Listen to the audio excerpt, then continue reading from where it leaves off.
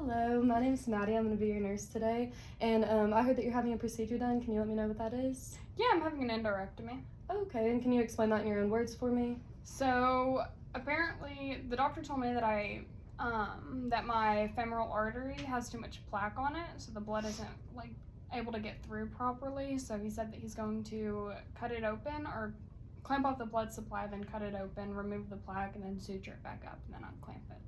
Okay. Yeah. And why is that exactly that he's doing that? Apparently I ate too much fat, most likely, whenever I was younger, which I did. So, okay. Yeah. Gotcha. So. All right, well, it sounds like you understand that pretty well. So then we're going to fast forward to after the surgery. And first I'm going to assess for any pain. Do you have any pain? And can you tell me what the pain is on a scale of 1 to 10? Yeah, I would say it's about a 4. 0 to 10, sorry. It's about a 4, like in my groin area. Okay, and then after that I would give her some medication to manage the pain and assess it every 30 minutes to make sure that the medication's working. And then after that I would demonstrate the use of a PCA pump to manage pain before it occurs. So I would tell you that it gives you opioids and you can control it once you start feeling the symptoms. Okay. And then I would assess the lung sounds every 4 hours to make sure that the airway's clear and promote deep breathing and coughing as well to clear the airway and remove mucus. Also the use of an incentive spirometer helps with that as well. And anytime that you deep breathe or cough, make sure that you press a pillow against your chest because it helps with promoting comfort and decreases the potential for the wound coming open.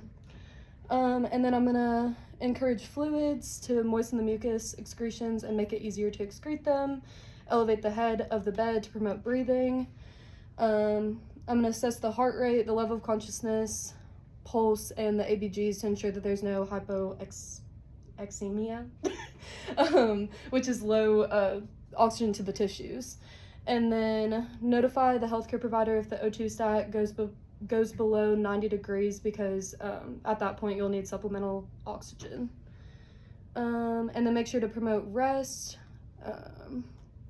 so that way you're not getting up and going to the bathroom and doing a bunch of physical activity and stuff since you just had surgery. And then I'm going to assess the leg incisions for any redness, warmth, or swelling to make sure that there's no signs of infection.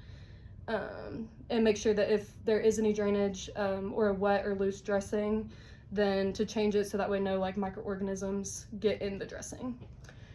And then we're gonna fast forward to your discharge instructions, and it may take several weeks for your appetite to get back to normal, but make sure to increase fruit, fiber, and liquid to promote bowel movements, since some of the medications can cause constipation and stuff.